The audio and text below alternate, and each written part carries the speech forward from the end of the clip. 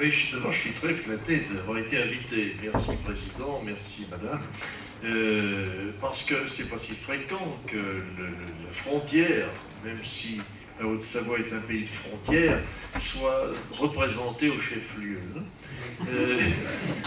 Tout à l'heure, Franck Ribot disait j'ai fait un travail modeste, enfin il est trop modeste sûrement, mais j'ai fait un travail modeste, celui que je pouvais faire en fonction de mes talents à un certain endroit, dans certaines conditions, et je me suis exprimé dans ce contexte. Moi j'ai un peu la même expérience, après 40 ans de vie publique, je me suis trouvé heureusement, par chance avec un certain nombre d'autres, à un moment où j'ai cru pouvoir intéresser le département de la Haute-Savoie à l'existence de Genève.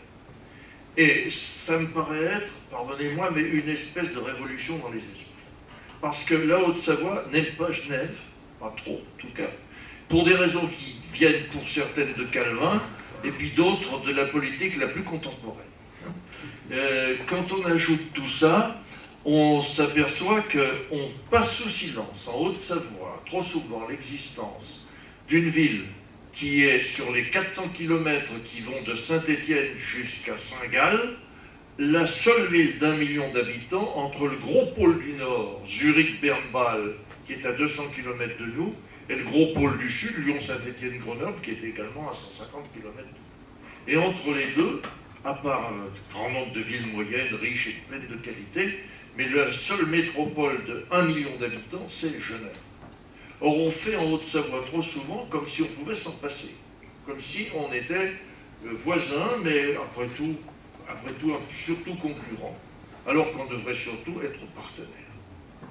Alors, pourquoi est-ce que c'est parti comme ça? Parce que dans notre secteur, proche de la frontière, nous subissions de plein fouet des avantages et des inconvénients qui augmentaient au fur et à mesure que les jours passaient. C'est pas un miracle, hein. Les frontières étaient des endroits où on était arrêté par le douanier qui à un certain moment vous empêchait de passer avec vos valises.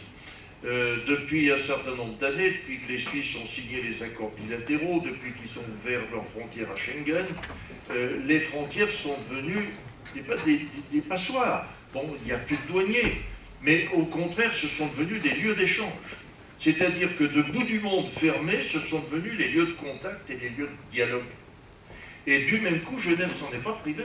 Hein. Il a commencé à déborder, à faire tache d'huile sur le territoire avoisinant. Alors je reprends encore une autre idée de Franck Ribot, c'est que l'économique ne peut pas se passer du sociétal et de l'organisation de la société. Nous étions en plein dans l'économique. Le marché jouait son rôle, avec tous les désordres qu'il entraînait. Le marché a des bons côtés, c'est clair, et on est aussi des gens qui profitons de la présence de Genève. Mais aujourd'hui, jusqu'à Annecy, je dirais presque jusqu'à Faverges ou jusqu'à Chamonix, l'influence de Genève se fait sentir, et c'est essentiellement l'influence négative qui se fait sentir, flux de personnes, circuits sur les routes, pénurie de logements, cherté du foncier de l'immobilier. Pourquoi est-ce que c'est cela qui se fait sentir? Bien parce que le sociétal n'a pas été travaillé. Donc, qu'est-ce que l'Arc? C'est 350 000 personnes sur l'Ain et la Haute-Savoie rassemblées dans une structure officielle, hein, c'est un syndicat mixte que j'ai actuellement l'honneur de présider, qui se propose d'être l'interlocuteur de Genève, sans cesser d'être pour autant l'interlocuteur d'Annecy, de Lyon et de Grenoble, pour construire un territoire où le sociétal soit présent et pas seulement l'économie. Du gagnant-gagnant au final. Du gagnant-gagnant, avec un effort pour travailler en synergie sur le développement. Le territoire, moi je partage tout à fait ce qui vient d'être dit par Étienne Thiault, qui avait été dit par vous, monsieur, tout à l'heure. Ce n'est que les gens qui le portent. Hein. Et il y a un certain nombre de contraintes qui, dans notre région, sont particulièrement difficiles parce qu'il y a une très forte croissance démographique, ce qui est une chance insensée. Mais en même temps, il faut le gérer. Et il faut le gérer dans un territoire qui, hydrologiquement, est difficile, qui est montagneux, où les zones à construire sont petites. Bon, il y a des quantités de précautions à prendre. Donc, le poids de l'intelligence de l'homme et des savoir-faire et des techniques est particulièrement important. Et il ne faut pas qu'on soit en désaccord d'un côté à l'autre de la frontière. Or, nous avons de régime, puisqu'ils ne sont pas dans l'Europe à proprement parler, de monnaie, de droit du travail. Tout à l'heure, on disait que notre droit du travail était épais comme le dictionnaire Larousse. Eux, ils ont 15 pages. Bon, voilà, mais ça marche dans les deux cas. Moi, je suis aussi un grand ennemi du misérabilisme ambiant. Hein. Je trouve qu'on se plaint parce qu'on a envie de se plaindre. Bon, il n'y a qu'à regarder du côté des Philippines ou de Lampedusa pour savoir qu'on a des raisons d'être heureux. Mais sur le développement de cette région, on a besoin de coopérer. Le droit du travail est différent, la fiscalité est différente. Donc on ne pourra jamais travailler comme si on était un seul pays. D'ailleurs, c'est peut-être pas souhaitable. Il faut travailler par projet, il faut travailler par contrat. Et l'ARC a signé des contrats avec Genève, des contrats de plusieurs centaines de millions d'euros sur des moyens de transport, enfin, je ne reviens pas sur tout ce qui a été dit tout à l'heure, sur des développements dans le domaine justement d'un certain nombre de technologies. On est en train... on se retrouve à certains endroits hein, avec des gens que je vois aujourd'hui à l'IAE pour essayer de développer des processus gagnant-gagnant d'innovation, de développement technologique et puis d'université, puisque le président de l'université Varachin est là, il en parlera certainement. Cette zone aujourd'hui est terriblement démunie, aussi bien côté genevois que côté français. Mais c'est l'intérêt de toute la Haute-Savoie. Moi, je ne prêche pas pour un petit bout de la Haute-Savoie. Je pense qu'on a aujourd'hui besoin de se placer dans ce système métropolitain qui va petit à petit, quoi qu'on veuille et quoi qu'on fasse, devenir un élément fondamental de l'organisation des peuples, en tout cas des peuples d'Europe, et que par conséquent, si on rate cette liaison avec cette capitale d'1 million d'habitants qui est à nos portes, on aura tout raté. Bon, alors j'ajoute qu'il y a des moments privilégiés pour ça. On aurait pu rater ça si Genève avait pu se débrouiller sans nous, parce qu'à la limite, il aurait pu nous mépriser. Bon, ils ne sont pas du genre méprisant d'ailleurs. Hein. Moi, mes amis suisses que je connais familièrement, parce que ça fait 40 ans que je les pratique tous les matins, je les connais bien, ils sont pareils que nous. Nous, quand on en parle, souvent on en fait des histoires suisses, c'est-à-dire qu'on les ridiculise, ou alors on en fait des gens qui sont hautains et arrogants. C'est ni l'un ni l'autre. Ils sont tout à fait comme nous. Ils cherchent leur intérêt, ils cherchent leur développement. Or, leur intérêt aujourd'hui, c'est de travailler avec la France voisine, parce qu'ils régatent en termes d'organisation internationale, de pôles de grandes entreprises et de finances, à un niveau qui est celui de New York, de Singapour ou d'un certain nombre de grandes capitales mondiales. Alors que sur le terrain, ils n'ont pas d'assise territoriale. Un canton tout petit, avec des frontières qu'ils ont entretenues soigneusement jusqu'à une date assez récente.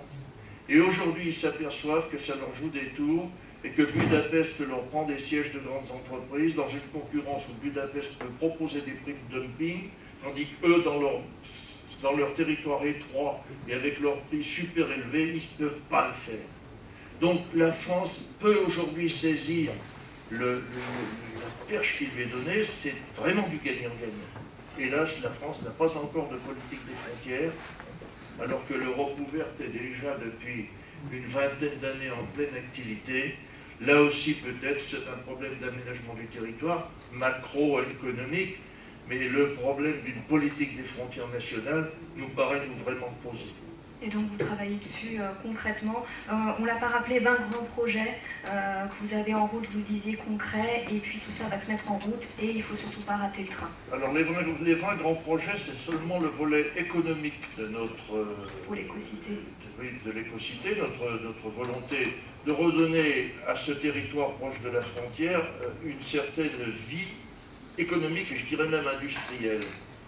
Il se trouve qu'il y a quelques années en arrière, pour des raisons purement mercantiles liées au fait qu'elles possédaient leur terroir, les entreprises ont fui, elles sont remontées 20 km en arrière pour faire une opération spéculative intéressante en vendant leur fonds de terrain. On a perdu des entreprises qui sont remontées plus haut, en moyenne vallée ou en haute vallée d'Arve. On a aujourd'hui, autour de cette métropole de Genève, un grand nombre de gens qui arrivent de toutes les régions de France et d'Europe, des Suisses qui passent chez nous, notre propre population, est un véritable réservoir de talents et de compétences. Des savoir-faire, le territoire en est garni. Paradoxalement, on n'a plus beaucoup d'entreprises. Comment est-ce qu'on fait pour passer de ce savoir-faire à une reconstitution d'un tissu économique innovant? On ne passera pas par les grandes entreprises de main-d'œuvre, mais développer des start-up, faire en sorte qu'on ait des ponts entre la recherche fondamentale et la recherche appliquée, et essayer de créer des liens entre l'innovation et le développement productif et la production en série. Ça, on est capable de le faire.